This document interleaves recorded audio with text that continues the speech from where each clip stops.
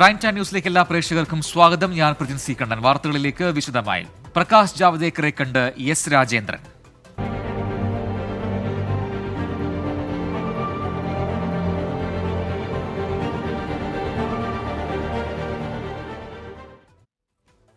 ബി.ജെ.പിയിലേക്കെന്ന അഭ്യൂഹം ശക്തമാക്കി ദേവികുളം മുൻ MLA. S Rajendran BJP നേതാവ് പ്രകാശ് ജാവ്ദേക്കറുമായി കൂടിക്കാഴ്ച നടത്തി. ജാവ്ദേക്കറിന്റെ ഡൽഹിയിലെ വസതിയിലായിരുന്നു കൂടിക്കാഴ്ച. സൗഹൃദ സന്ദർശനമാണെന്നും ബി.ജെ.പിയിൽ ചേരാൻ ഉദ്ദേശിക്കുന്നില്ലെന്നും എസ് രാജേന്ദ്രൻ 24-നോട് പറഞ്ഞു. 24 എക്സ്ക്ലൂസീവ്. LDFന്റെ ദേവികുളം തെരഞ്ഞെടുപ്പ് കൺവെൻഷനിൽ പങ്കെടുത്ത് രണ്ടാം നാളാണ് എസ് രാജേന്ദ്രൻ പ്രകാശ് ജാവ്ദേക്കറുമായി കൂടിക്കാഴ്ച നടത്തിയത്. കേരള പ്രഭാരി പ്രകാശ് ജാവ്ദേക്കറിന്റെ ഡൽഹിയിലെ വസതിയിലെത്തിയുള്ള കൂടിക്കാഴ്ച 1 മണിക്കൂർ നീണ്ടു. CPIM നേതൃത്വവുമായുള്ള ഭിന്നത തുടരുന്നതിനിടെ അംഗത്വം പുതുക്കാനുള്ള നീക്കങ്ങൾ നടക്കുന്നതിനിടെയാണ് രാജേന്ദ്രൻ ഡൽഹിയിലെത്തിയത്.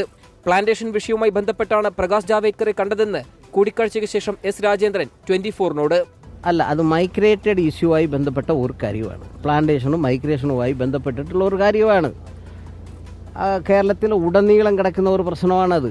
അത് ഇവിടെ കമ്മീഷനിലുണ്ടായിരുന്നു. ആ കേസ് നടത്തി. അത് കഴിഞ്ഞിട്ട് സുപ്രീം കോടതിയിൽ കേസുണ്ട്. ആ കേസുമായി ബന്ധപ്പെട്ട് ഗവൺമെൻറ്റിൻ്റെ വക്കീൽ നമുക്ക് കുറച്ച് ലിബറൽ ഉണ്ടാവണം.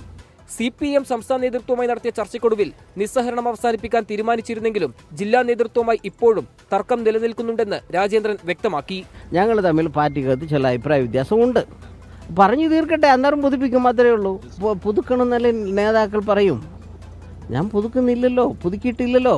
എസ് രാജേന്ദ്രനെ BJPയിലെത്തിക്കാനുള്ള തിരക്കിട്ട നീക്കങ്ങളാണ് ഡൽഹി കേന്ദ്രീകരിച്ച് നടക്കുന്നത്.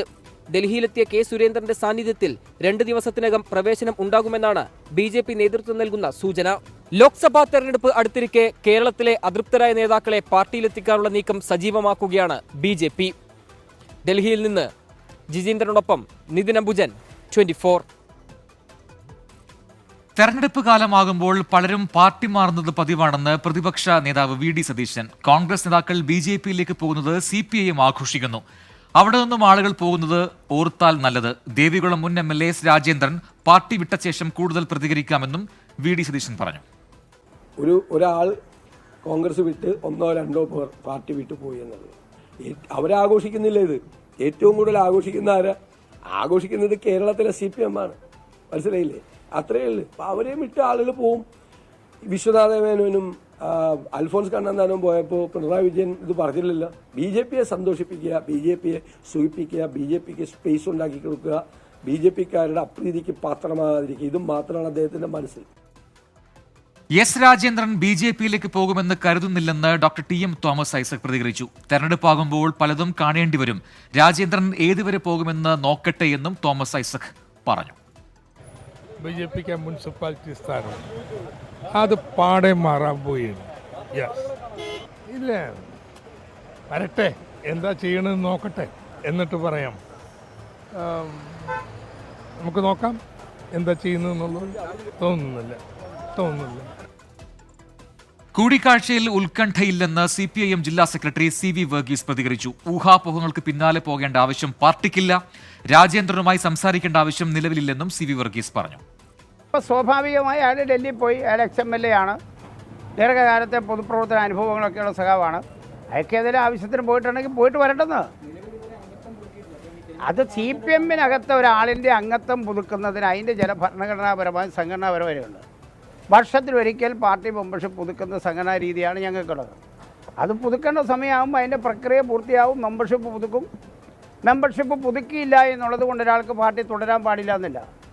മെമ്പർഷിപ്പിൽ ചില ആളുകൾ ഒഴിവാക്കപ്പെട്ടു പോകും. ആ ഒഴിവായാലും അവർക്ക് കമ്മ്യൂണിസ്റ്റ് പാർട്ടി അംഗമായി തുടരാം. തിരുവനന്തപുരത്ത് കോൺഗ്രസിൽ നിന്ന് ഒരു നേതാവ് കൂടി BJPയിലേക്ക്. തിരുവനന്തപുരം നഗരസഭാ മുൻ പ്രതിപക്ഷ നേതാവും KPCC എക്സിക്യൂട്ടീവ് അംഗവുമായിരുന്ന മഹേശ്വരൻ നായരാണ് BJPയിൽ ചേർന്നത്. K കരുണാകരന്റെ വിശ്വസ്തനായിരുന്നു. കോൺഗ്രസിൽ കൈപ്പേറിയ അനുഭവം ഉണ്ടായിട്ടില്ലെന്നും വ്യക്തിപരമായ കാരണങ്ങൾ കൊണ്ടാണ് പാർട്ടിയിൽ നിന്ന് അകന്നതെന്നും മഹേശ്വരൻ നായർ പറഞ്ഞു. ഉപാധികളില്ലാതെയാണ് BJP പ്രവേശനമെന്നും മഹേശ്വരൻ നായർ വ്യക്തമാക്കി. വിദ്വേഷ പരാമർശത്തിൽ ബംഗളൂർ നോർത്തിലെ BJP സ്ഥാനാർത്ഥി ശോഭ കരന്തലജയ്ക്ക് തിരിച്ചടി. ശോഭയ്ക്കെതിരെ നടപടി സ്വീകരിക്കാൻ കേന്ദ്ര തെരഞ്ഞെടുപ്പ് കമ്മീഷൻ നിർദ്ദേശം നൽകി. കർണാടക മുഖ്യ തെരഞ്ഞെടുപ്പ് ഓഫീസർക്കാണ് നിർദ്ദേശം നൽകിയത്. അതിനിടെ കേരളത്തിനെതിരായ അധിക്ഷേപ പരാമർശത്തിൽ ശോഭ കരന്തലജയ്ക്കെതിരെ കേസെടുക്കണമെന്നാവശ്യപ്പെട്ട് മഹിളാ കോൺഗ്രസ് DGPക്ക് പരാതി നൽകി. കേരളത്തിൽ നിന്നുള്ള ആളുകൾ കർണാടകയിലെത്തി ആസിഡ് ആക്രമണം നടത്തുന്നുവെന്നും തമിഴ്നാട്ടുകാർ കർണാടകയിൽ സ്ഫോടനം നടത്തുന്നുവെന്നുമാണ് ശോഭാ കരന്തലജെ ആരോപിച്ചത്. പ്രസ്താവന വിവാദമായതോടെ തമിഴ് ജനതയോട് മാപ്പ് ചോദിക്കുന്നതായി ശോഭാ കരന്തലജെ സാമൂഹ്യമാധ്യമത്തിൽ കുറിച്ചു. തമിഴ്നാട് മുഖ്യമന്ത്രി M.K. സ്റ്റാലിനെതിരെ രൂക്ഷ വിമർശനത്തോടുകൂടിയായിരുന്നു കുറിപ്പ്. ഈ കുറിപ്പിന് പിന്നാലെയാണ് DMK കേന്ദ്ര തെരഞ്ഞെടുപ്പ് കമ്മീഷന് പരാതി നൽകിയത്. പരാതി വ്യാപകമായതോടെയാണ് തെരഞ്ഞെടുപ്പ് കമ്മീഷൻ ഇടപെട്ടത്. ശോഭയ്ക്കെതിരെ നടപടി സ്വീകരിക്കാനും 48 മണിക്കൂറിനുള്ളിൽ റിപ്പോർട്ട് സമർപ്പിക്കാനും കേന്ദ്ര തെരഞ്ഞെടുപ്പ് കമ്മീഷൻ കർണാടക തെരഞ്ഞെടുപ്പ് കമ്മീഷന് നിർദ്ദേശം നൽകി. എന്നാൽ കേരളത്തിന് എതിരായ പരാമർശം പിൻവലിക്കാൻ ശോഭ ഇതുവരെ തയ്യാറായിട്ടില്ല. ശോഭാ കരന്തലജെ മാപ്പ് പറയണമെന്ന് പ്രതിപക്ഷ നേതാവ് VD സതീശൻ ആവശ്യപ്പെട്ടു. പ്രസ്താവന തിരുത്താൻ തയ്യാറായില്ലെങ്കിൽ കോൺഗ്രസ് തെരഞ്ഞെടുപ്പ് കമ്മീഷനെ സമീപിക്കും. ശോഭാ കരന്തലജയ്ക്കെതിരെ രമേശ് ചെന്നിത്തലയും രംഗത്തെത്തി. വർഗീയ പ്രചരണങ്ങൾ നടത്തുന്നത് ശരിയല്ല എന്ന് ഇലക്ഷൻ കമ്മീഷൻ തെരഞ്ഞെടുപ്പ് പ്രഖ്യാപിച്ചുകൊണ്ട് പറഞ്ഞ കാര്യമാണ്. ഇങ്ങനെയുള്ള പരാമർശങ്ങൾക്കെതിരെ നോട്ടീസ് അയക്കേണ്ടതാണ്. കേരള മുഖ്യമന്ത്രിക്ക് നോട്ടീസ് അയക്കേണ്ട കാര്യമാണ്. അദ്ദേഹം ഇതുപോലെ ചെയ്യുന്നുണ്ട്. ആളുകളെ പോളറൈസ് ചെയ്യുക എന്നുള്ളതാണ് ഇപ്പോൾ അവരുടെ ജോലി. അതിനിടെ മദ്രാസ് സ്വദേശി ത്യാഗരാജന്റെ പരാതിയിൽ ശോഭാ കരന്തലജയ്ക്കെതിരെ പോലീസ് കേസെടുത്തു. കലാപാഹ്വാനം ഉൾപ്പെടെയുള്ള വകുപ്പുകൾ ചുമത്തിയാണ് Madras city cyber police case register ചെയ്തത്. 24 Chennai. Welcome back. Prime time news തുടരുന്നു. പത്തനംതിട്ട തേക്കുതോട് വനമേഖലയിൽ കാട്ടാന ആക്രമണത്തിൽ 57-കാരന് ദാരുണാന്ത്യം. തേക്കുതോട് സ്വദേശി ദിലീപാണ് മരിച്ചത്. വനത്തിനുള്ളിലെ പുഴയിൽ മീൻ പിടിക്കാൻ പോയപ്പോൾ കാട്ടാന ആക്രമിക്കുകയായിരുന്നു. ഒപ്പമുണ്ടായിരുന്ന സുഹൃത്ത് ഓമനക്കുട്ടൻ ഓടി രക്ഷപ്പെട്ടു. പുളിഞ്ചാൽ ജനവാസ മേഖലയിൽ നിന്ന് 1/2 കിലോമീറ്റർ അകലെയാണ് സംഭവം. കേരള അതിർത്തിയിൽ ഗൂഡല്ലൂർ ദേവാലയിൽ കാട്ടാനയാക്രമണത്തിൽ ഒരാൾ കൊല്ലപ്പെട്ടു. നീർമട്ടം സ്വദേശി ഹനീഫയാണ് മരിച്ചത്. ഇന്ന് വൈകിട്ടായിരുന്നു സംഭവം. ദേവഗിരി എസ്റ്റേറ്റിന് സമീപത്തുള്ള കാട്ടിൽ വിറക് ശേഖരിക്കാൻ പോയപ്പോഴാണ് ആനയുടെ മുന്നിൽപ്പെട്ടത്. ഏറെ നേരം കഴിഞ്ഞിട്ടും ഹനീഫയെ കാണാത്തതോടെ ബന്ധുക്കളും അയൽവാസികളും അന്വേഷിച്ചെത്തിയപ്പോഴാണ് മൃതദേഹം കണ്ടത്. വനംവകുപ്പ് ഉദ്യോഗസ്ഥരും നാട്ടുകാരും ചേർന്ന് മൃതദേഹം പന്തല്ലൂർ താലൂക്ക് ആശുപത്രിയിലേക്ക് മാറ്റി. 3 ആഴ്ചക്കിടെ ഗൂഡല്ലൂരും പരിസര പ്രദേശത്തുമായി 4ാമത്തെയാളാണ് കാട്ടാനയുടെ ആക്രമണത്തിൽ കൊല്ലപ്പെടുന്നത്. പാലക്കാട് ആനയെ ലോറിയിൽ നിന്ന് ഇറക്കുന്നതിനിടെ ലോറിയുടെ ക്യാബിന് ഇടയിൽപ്പെട്ട് പാപ്പാന് ദാരുണാന്ത്യം. മഞ്ഞളൂർ സ്വദേശി ദേവനാണ് മരിച്ചത്. ചാത്തപുരം ബാബു എന്ന ആനയെ ലോറിയിൽ നിന്നും ഇറക്കുന്നതിനിടെയാണ് അപകടമുണ്ടായത്. തൃശൂർ വെറ്റിലപ്പാറയിൽ ജനവാസ മേഖലയ്ക്ക് അരികെയെത്തി ഏഴാറ്റുമുഖം ഗണപതി. വെറ്റിലപ്പാറ പ്ലാന്റേഷൻ കോർപ്പറേഷന്റെ എണ്ണപ്പന തോട്ടത്തിലാണ് കാട്ടാന എത്തിയത്. എണ്ണപ്പന മറിച്ചിട്ട ശേഷം തോട്ടത്തിൽ നിലയുറപ്പിച്ച ആനയെ വനംവകുപ്പ് ഉദ്യോഗസ്ഥർ എത്തി കാട്ടിലേക്ക് തുരത്തി. തെരഞ്ഞെടുപ്പ് ചൂടിൽ രാജ്യം. 24 election powered by Asset responsibly yours. in association with Durashine Roof and Wall Sheets. ഒരു ടാറ്റ ബ്ലൂസ്കോപ്പ് സ്റ്റീൽ ഉൽപ്പന്നം.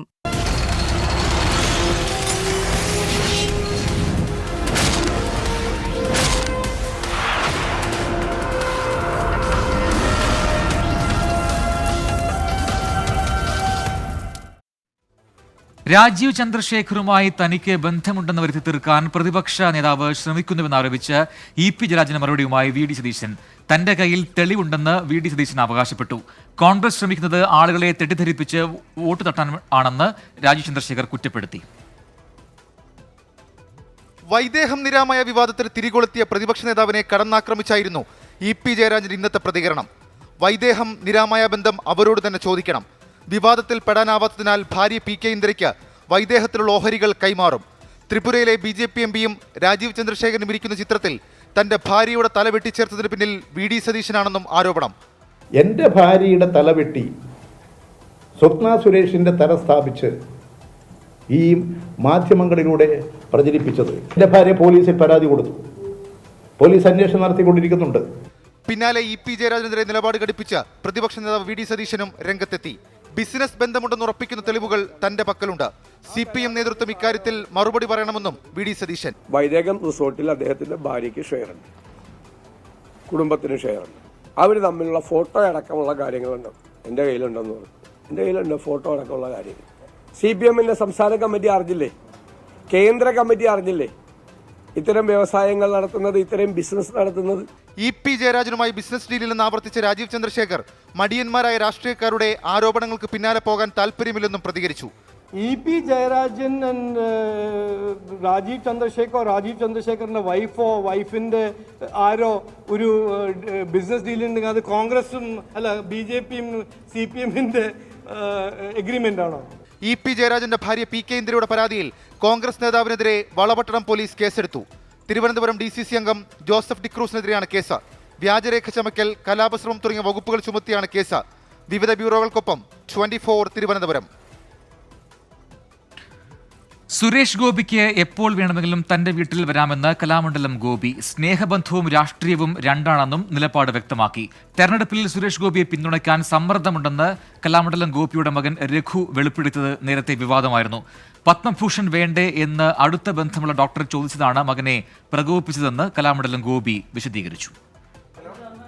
സുരേഷ് ഗോപിയുമായി ഏറെക്കാലത്തെ ബന്ധമുണ്ടെന്നും സുരേഷ് ഗോപിക്ക് തന്റെ വീട്ടിലേക്ക് വരാൻ ആരുടെയും അനുവാദം ആവശ്യമില്ലെന്നും കലാമണ്ഡലം ഗോപി ഫേസ്ബുക്കിൽ കുറിച്ചു. പിന്നാലെ മാധ്യമങ്ങൾക്ക് മുന്നിൽ വിവാദത്തിന്റെ സാഹചര്യം വിശദീകരിച്ചു. ഇങ്ങനെ സുരേഷ് ഗോപി വരും, ഒന്ന് അനുഗ്രഹിക്കണം. ആശാന് പത്മഭൂഷൺ കിട്ടണ്ടേ, അപ്പോൾ ഒന്ന് അനുഗ്രഹിച്ച് വിടുമോ? ഞാൻ പറഞ്ഞു, പത്മഭൂഷൺ കിട്ടാൻ വേണ്ടിയിട്ട് സുരേഷ് ഗോപി അനുഗ്രഹിക്കേണ്ട ആവശ്യമില്ല. ഞാൻ അങ്ങനെ സുരേഷ് ഗോപി അനുഗ്രഹിച്ചിട്ട് എനിക്ക് പത്മഭൂഷൺ കിട്ടും വേണ്ട. സുരേഷ് ഗോപിയോട് പത്മപുരസ്കാരത്തെക്കുറിച്ച് നേരത്തെ സംസാരിച്ചിട്ടുണ്ടെന്നും എന്നാൽ ഒന്നും ചെയ്യാനാകില്ലെന്നാണ് അന്ന് സുരേഷ് ഗോപി അറിയിച്ചതെന്നും കലാമണ്ഡലം ഗോപി. എനിക്ക് വേണ്ടിയിട്ടൊരു ഉപകാരം ചെയ്യോ, പത്മ അവാർഡ് വാങ്ങിച്ചു തരാൻ വേണ്ടിയിട്ടൊന്ന് ശ്രമിക്കുമോ എന്ന് ചോദിച്ചു. അത് ചോദിച്ചത് ശരിയാ, ഞാൻ നേരിട്ട് ചോദിച്ചു. അപ്പോൾ അദ്ദേഹം പറയുകയും ചെയ്തു, ഞാൻ വിചാരിച്ചിട്ട് കാര്യമില്ല, അതിന് മറ്റു പലരൊക്കെയാണ് അതിൻ്റെ ആൾക്കാർ, ഞാൻ എന്നോട് പറഞ്ഞിട്ടും കാര്യമില്ല, ഞാൻ ചെയ്യാൻ വേണ്ടിയിട്ട് ശ്രമിച്ചിട്ടും കാര്യമില്ല, നടക്കില്ല. ഫോണിൽ സംസാരിച്ചാൽ തീരാവുന്ന പ്രശ്നം വിവാദമാക്കിയതിന് പിന്നിൽ സ്ഥാപിത താല്പര്യങ്ങളുണ്ട്.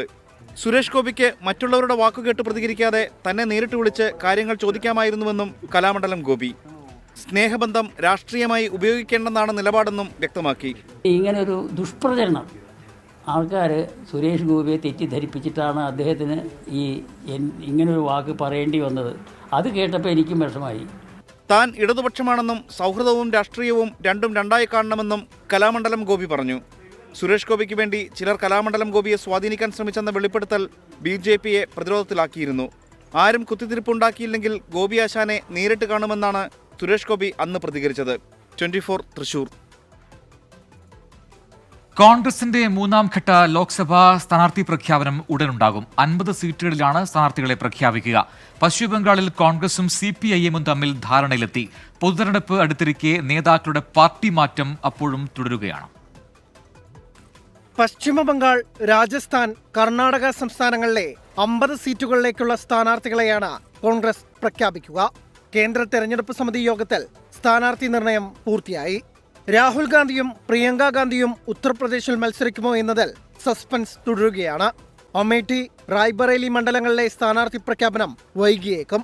പശ്ചിമബംഗാളിൽ കോൺഗ്രസും ഇടതു പാർട്ടികളും സീറ്റ് ധാരണയിലെത്തി. കോൺഗ്രസിന് 12 സീറ്റ് നൽകി. ഇടതു പാർട്ടികൾ 24 സീറ്റുകളിൽ മത്സരിക്കും. ഇന്ത്യൻ സെക്യുലർ ഫ്രണ്ടിന് 6 സീറ്റ് നൽകും. പുരുലിയ സീറ്റിൽ കോൺഗ്രസും ഫോർവേഡ് ബ്ലോക്കും തമ്മിൽ തർക്കം തുടരുകയാണ്. ബാസിർഘട്ട് സീറ്റിൽ CPIM-ഉം CPI-യും ധാരണയിലെത്തിയിട്ടില്ല. തെരഞ്ഞെടുപ്പിന് ദിവസങ്ങൾ മാത്രം ശേഷിക്കെ നേതാക്കളുടെ കൂറുമാറ്റം തുടരുകയാണ്. BSP നേതാവായിരുന്ന ഡാനിഷ് അലി കോൺഗ്രസിൽ ചേർന്നു. ഒഡീഷയിൽ കോൺഗ്രസ് വിട്ട MLA അധിരാജ് മോഹൻ ബിജു ജനതാദൾ ചേർന്നേക്കുമെന്നാണ് സൂചന. ജാർഖണ്ഡിൽ MLA ജയപ്രകാശ് ഭായ് പട്ടേൽ കോൺഗ്രസിൽ ചേർന്നത് BJPക്ക് തിരിച്ചടിയായി. സംസ്ഥാനത്ത് ലോക്സഭാ സീറ്റ് വിഭജനത്തിൽ ഇന്ത്യ മുന്നണിയിൽ ധാരണയായി. കോൺഗ്രസ് 7 സീറ്റിലും ജാർഖണ്ഡ് മുക്തി മോർച്ച 5 സീറ്റിലും മത്സരിക്കും. ബീഹാറിൽ പപ്പു യാദവിന്റെ ജൻ അധികാർ പാർട്ടി കോൺഗ്രസിൽ ലയിച്ചു. 24 ഡൽഹി. ലോക്സഭാ തെരഞ്ഞെടുപ്പിന്റെ ഒന്നാം ഘട്ടത്തിനുള്ള വിജ്ഞാപനം പുറപ്പെടുവിച്ചു. 21 സംസ്ഥാനങ്ങളിലെ 102 ലോക്സഭാ മണ്ഡലങ്ങളിലാണ് തെരഞ്ഞെടുപ്പ്. BJPയുടെ മൂന്നാം ഘട്ട സ്ഥാനാർത്ഥി പട്ടിക ഉടൻ പ്രഖ്യാപിച്ചേക്കും. 7 ഘട്ടങ്ങളിലായാണ് 18ാം ലോക്സഭാ തെരഞ്ഞെടുപ്പ്. ആദ്യഘട്ടത്തിലെ 102 മണ്ഡലങ്ങളിലേക്കുള്ള വിജ്ഞാപനമാണ് കേന്ദ്ര തെരഞ്ഞെടുപ്പ് കമ്മീഷൻ പുറപ്പെടുവിച്ചത്. പിന്നാലെ നാമനിർദ്ദേശ പത്രികകൾ സ്വീകരിച്ചു തുടങ്ങി. പ്രവാചക നിന്ദാ പരാമർശത്തിന് നടപടി നേരിട്ട നൂപുർ ശർമ്മയെ ഉത്തർപ്രദേശിലെ റായ്ബറേലിയിൽ മത്സരിപ്പിക്കുമെന്നാണ് സൂചന. വരുൺ ഗാന്ധിക്ക് സിറ്റിംഗ് സീറ്റായ പിലിഭത്തിൽ ഇക്കുറി സീറ്റ് നൽകിയേക്കില്ല. സുൽത്താൻപൂരിൽ മേനകാ ഗാന്ധിക്ക് BJP വീണ്ടും സീറ്റ് നൽകുമെന്നാണ് വിവരം. മേനകാ ഗാന്ധിയുമായുള്ള ഭിന്നത അവസാനിപ്പിച്ചതായി ഉത്തർപ്രദേശ് ഘടകം വ്യക്തമാക്കിയതിന് പിന്നാലെയാണ് തീരുമാനം. 24 ഡൽഹി. തമിഴ്നാട്ടിൽ മത്സരിക്കുന്ന 21 സീറ്റുകളിലേക്കും സ്ഥാനാർത്ഥികളെ പ്രഖ്യാപിച്ച് DMK. അണ്ണാ DMK 16 സീറ്റുകളിലേക്കുള്ള ആദ്യഘട്ട സ്ഥാനാർത്ഥി പട്ടികയും പുറത്തുവിട്ടു. ഗവർണർമാരെ നിയമിക്കുന്നത് സംസ്ഥാന സർക്കാരുകളുടെ അനുമതിയോടെയാകുന്നത് ഉൾപ്പെടെ പ്രധാന വാഗ്ദാനങ്ങളുമായി DMK പ്രകടന പത്രികയും പുറത്തിറക്കി. DMKയുടെ 21 സ്ഥാനാർത്ഥികളിൽ 11 പേർ പുതുമുഖങ്ങളാണ്. കനിമൊഴി തൂത്തുക്കുടിയിൽ നിന്നും, A. രാജ നീലഗിരിയിൽ നിന്നും, ദയാനിധിമാരൻ സെൻട്രൽ ചെന്നൈയിൽ നിന്നും, TR ബാലു ശ്രീപെരുമ്പത്തൂരിൽ നിന്നും മത്സരിക്കും. കഴിഞ്ഞ തവണ 20 സീറ്റുകളിലാണ് DMK മത്സരിച്ചത്. 64 പേജുള്ള പ്രകടന പത്രികയും DMK പുറത്തിറക്കി. ഗവർണർമാരുടെ നിയമനം സംസ്ഥാനങ്ങളുടെ അനുമതിയോടെയാക്കുമെന്നതാണ് പ്രധാന പ്രഖ്യാപനം. സംസ്ഥാനങ്ങൾക്ക് സ്വതന്ത്ര പദവി, CAA, ഏക സിവിൽ കോഡ്, ഒരു രാജ്യം ഒരു തെരഞ്ഞെടുപ്പ്, നീറ്റ് പരീക്ഷ എന്നിവ റദ്ദാക്കും എന്നിവയാണ് മറ്റ് പ്രധാന വാഗ്ദാനങ്ങൾ. അണ്ണാ DMK ആദ്യഘട്ട പട്ടികയിൽ 16 സ്ഥാനാർത്ഥികളെ പ്രഖ്യാപിച്ചു. ഇതിൽ 14 പേരും പുതുമുഖങ്ങളാണ്. വിജയകാന്തിന്റെ DMDK അണ്ണാ DMK മുന്നണിയിലെത്തി. 5 സീറ്റുകളാണ് ഇവർക്ക് നൽകിയത്. SDPI, പുതിയ തമിഴകം കക്ഷി എന്നിവർക്ക് ഓരോ സീറ്റുകളും നൽകിയിട്ടുണ്ട്. 24 ചെന്നൈ. തിരികെ വാർത്തയിലേക്ക്. 24ന്റെ ഇലക്ഷൻ പ്രത്യേക പരിപാടിയിലേക്കാണ് ഇനി സൈക്കിൾ യജ്ഞം.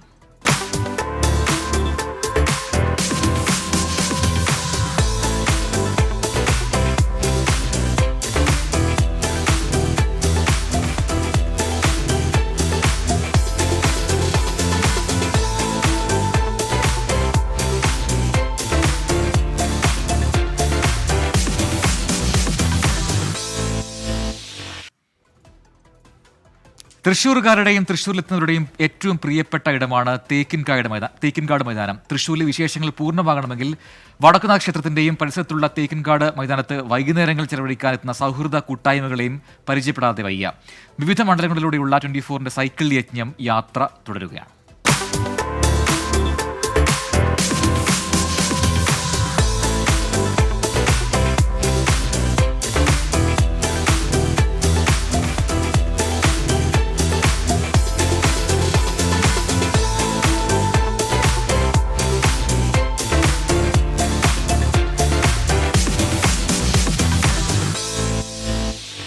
വടക്കുന്നാഥന്റെ സന്നിധി അതിനു മുന്നിൽ തന്നെയാണ് നമ്മളിപ്പോൾ നിൽക്കുന്നത്. നമ്മൾ ഇന്ന് രാവിലെ കൂടുതൽ സ്ഥലങ്ങൾ കണ്ടു. ഞങ്ങളിങ്ങനെ എത്തിയിരിക്കുകയാണ്. പ്രവിത, നല്ല രസകരമായ കാഴ്ചകളുണ്ട്. പക്ഷെ ചൂട് ഇച്ചിരി കടുത്തതാണ് അല്ലെ? ഇത്തിരിയൊന്നുമല്ല, നല്ല കടുത്ത ചൂടാണ്. പ്രത്യേകിച്ച് തൃശ്ശൂരിലെ ചൂട് കൂടുന്നുണ്ട്. അത് കാലാവസ്ഥാ നിരീക്ഷണ കേന്ദ്രം മുന്നേ തന്നെ അറിയിച്ചതുമാണ്. മാത്രമല്ല ഈ ചൂടിനൊപ്പം ഇലക്ഷൻ ചൂട് അത് വളരെ കൂടിക്കൊണ്ടിരിക്കുകയാണ്. പൂരം അടുക്കാറായി, പൂരത്തിന്റെ ചൂടുമുണ്ട്. അപ്പൊ ആളുകളൊക്കെ അതിന്റെ ഒരു ആവേശത്തിൽ അല്ല വിനീത, ഏപ്രിൽ 19 അവസ്ഥ ഇവിടെ ഈ മൈതാനം ആളുകളെ കൊണ്ട് നിറയും. 26-ന് കേരളം വിധി എഴുതും. അപ്പം ആരോടൊപ്പമാണ് തൃശ്ശൂർ എന്നുള്ളത് അന്വേഷിച്ചുള്ള ഇറക്കമാണ് അല്ലേ നമ്മളുടെ? അതെ, തീർച്ചയായും. ഈ ശക്തന്റെ മണ്ണിൽ ആർക്കാണ് കരുത്ത് കിട്ടുക എന്നുള്ളത് നമുക്ക് കാത്തിരുന്ന് കാണേണ്ടി വരും. അപ്പൊ ഇത്തവണ ആർക്കാണ് സാധ്യത എന്നുള്ളത് നമുക്ക് നമ്മുടെ പ്രേക്ഷകരോട് തന്നെ ചോദിച്ചറിയാം അല്ലെ? വോട്ടേഴ്സിനോട് തന്നെ ചോദിച്ചറിയാം. തീർച്ചയായും.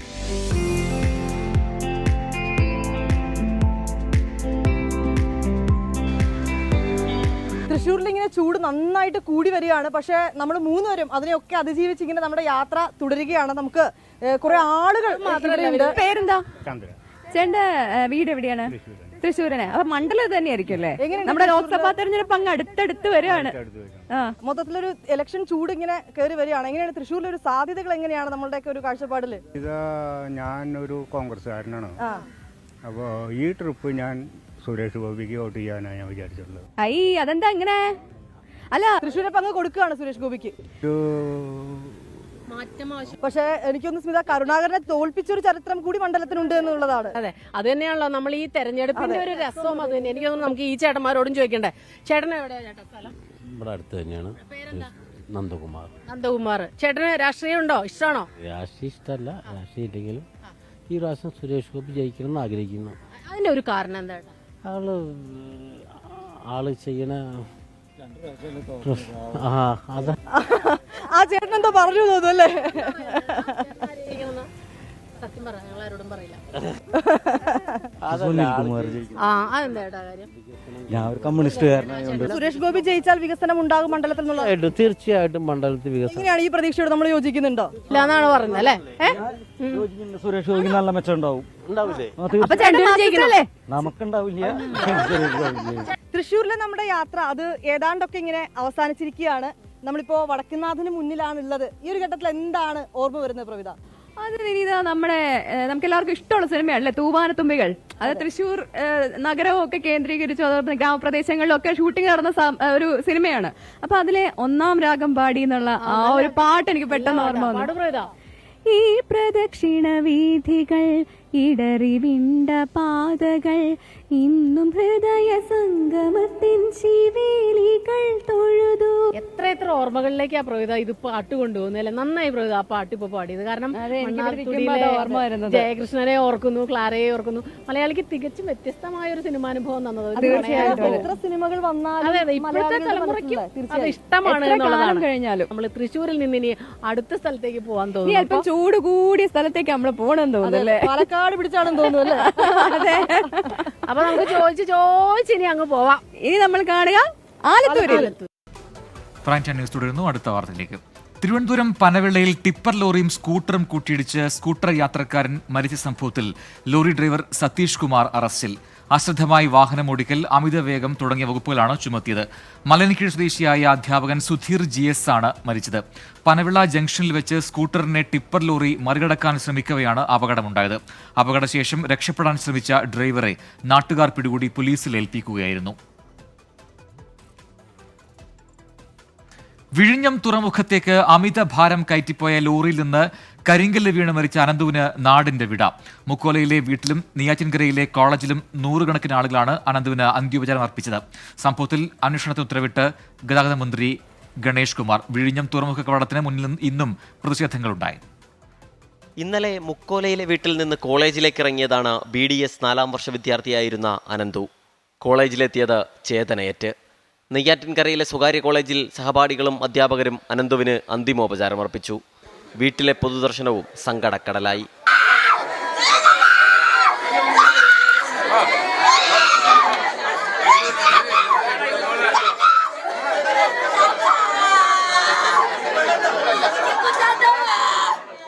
മന്ത്രിമാരായ V ശിവൻകുട്ടി, GR അനിൽ തുടങ്ങിയവരും അന്തിമോപചാരം അർപ്പിക്കാനെത്തി.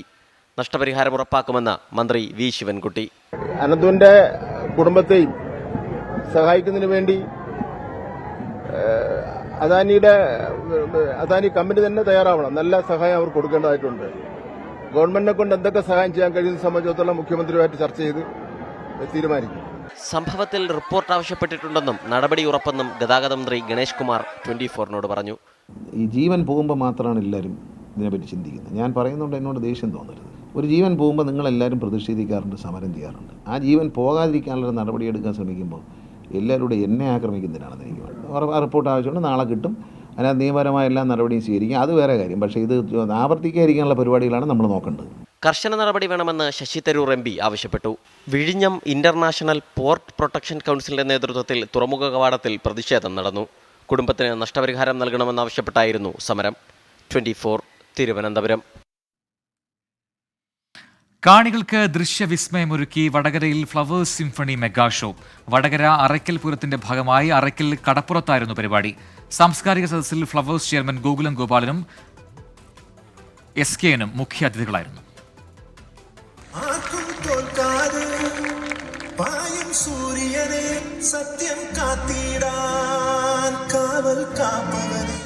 സംഗീതവും നൃത്തവും അഭിനയവും ഒന്നിച്ചൊരു കൂട കീഴിൽ അണിനിരുന്നപ്പോൾ അറയ്ക്കൽ കടപ്പുറത്ത് പൂരലഹരി.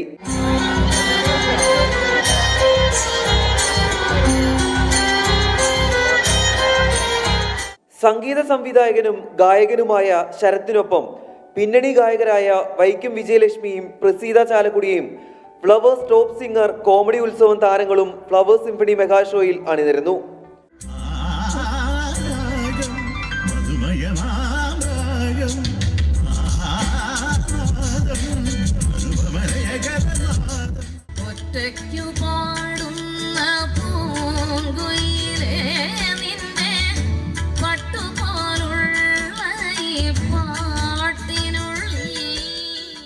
സാംസ്കാരിക സദസ്സ് ഫ്ലവേഴ്സ് ചെയർമാൻ ഗോകുലം ഗോപാലൻ ഉദ്ഘാടനം ചെയ്തു. ഏറ്റവും നല്ല പരിശുദ്ധമായ സ്നേഹം എന്ന് പറഞ്ഞാൽ ഒരു അമ്മ ഒരു കുഞ്ഞിനോട് കാണിക്കുന്ന സ്നേഹമാണ്. ആ സ്നേഹം നമുക്ക് നമ്മളെ അടുത്ത സുഹൃത്തോടോ അടുത്ത അന്യ ജീവികളോടോ നമുക്ക് കാണിക്കാൻ കഴിഞ്ഞിട്ടുണ്ടെങ്കിൽ നമ്മൾ തന്നെയാണ് ദൈവം. അതാണ് ദൈവം. മറ്റുള്ളവരെ ദുഃഖങ്ങളും മറ്റുള്ള വിഷമങ്ങളും മനസ്സിലാക്കി അവരെ നമ്മൾ സഹായിക്കുകയും പരസ്പരം സ്നേഹിക്കുകയും ചെയ്യുന്ന ഒരവസ്ഥ നമുക്ക് വന്നാൽ നമ്മൾ ദൈവമായി മാറും. 24 chief editor R Sreekandan Nair മുഖ്യ അതിഥിയായിരുന്നു. ഈയിടെ അടുത്തിടെ എന്നോട് ഒരാൾ ചോദിച്ചു, നിങ്ങൾക്ക് ശ്രീകുമാരൻ തമ്പിക്ക് 84 വയസ്സായല്ലോ, നിങ്ങൾക്ക് ഇഷ്ടപ്പെട്ട ചലച്ചിത്രഗാനം ഏതാണെന്ന് ചോദിച്ചു. ഞാൻ പറഞ്ഞു, മനുഷ്യ ജീവിതത്തിൽ ഏറ്റവും വലിയൊരു ഫിലോസഫി പോലെ അദ്ദേഹം അവതരിപ്പിച്ചൊരു പാട്ടുണ്ട്. ചിരിക്കുമ്പോൾ കൂടെ ചിരിക്കാൻ 1000 പേർ വരും, കരയുമ്പോൾ കൂടെ കരയാൻ നിഴൽ മാത്രം വരും. നമ്മൾ ദുഃഖം താങ്ങാനാകാതെ ബാവട്ട് നിലവിളിക്കുമ്പോൾ 1000കണക്കിന് ആളുകൾ നമ്മെ തേടി വരും ചിരിക്കുമ്പോൾ. എന്നാൽ കരയുമ്പോൾ നമ്മൾ മാത്രമേ കാണൂ. നമ്മുടെ കണ്ണീരിന്റെ ഉപ്പിന്റെ വില മനസ്സിലാകുന്നത് ചിലപ്പോൾ നമുക്ക് മാത്രമായിരിക്കും. ആർത്തിരമ്പുന്ന കടലിനെ സാക്ഷിയാക്കി നടന്ന ദൃശ്യവിരുന്ന് ജനസാഗരത്തിനും മികച്ച അനുഭവമായി. 24 കോഴിക്കോട്. നാളത്തെ നോമ്പുതുറ സമയം നോക്കാം. മുക്താദിർ ഗോൾഡൻ ഡയമണ്ട്സ് നോമ്പുതുറ സമയം സമർപ്പിക്കുന്നത് എല്ലാ ആഭരണങ്ങളും ഇപ്പോൾ പണിക്കൂലിയില്ലാതെ വാങ്ങാം. അൽ മുക്താദിർ ജ്വല്ലേഴ്സ്.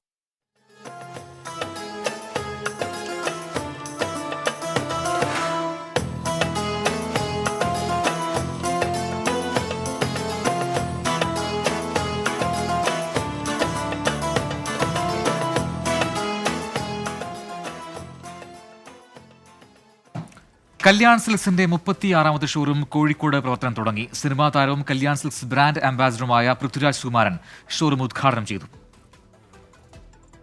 കേരളത്തിലെ ഏറ്റവും വലിയ സിൽക്ക് സാരി ഷോറൂമും ഹൈപ്പർ മാർക്കറ്റും അടങ്ങുന്ന സമ്പൂർണ്ണ ഷോപ്പിംഗ് മാളാണ് കോഴിക്കോടിന് സമർപ്പിച്ചത്. Kids wear, men's wear, ladies wear എന്നിവയിലെ വ്യത്യസ്ത ശേഖരമാണ് 2 ലക്ഷം ചതുരശ്ര അടിയിലുള്ള Kalyan silks and Kalyan hypermarket. ആയിരങ്ങളെ സാക്ഷിയാക്കി നടന്ന ഉദ്ഘാടനം പൃഥ്വിരാജ് സുകുമാരൻ നിർവഹിച്ചു.